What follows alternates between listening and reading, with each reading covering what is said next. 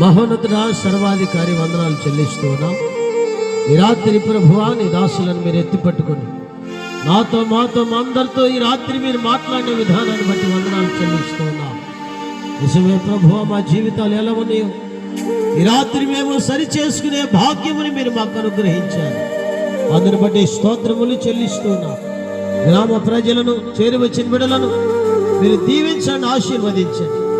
ఈ పరిచర్ని రీతిగా ప్రభువా, ఈ దాసుని ద్వారా మీరు కొనసాగింప చేయమని ప్రార్థన చేస్తున్నాం. ఇంకా నీ దాసుని బలమైన ఆత్మచేత నింపండి. అనేక స్థలాల్లో ప్రభువా, ఈ దాసుని 700 ఆత్మచేత నింపి వాడుకోమని ప్రార్థన చేస్తున్నాం.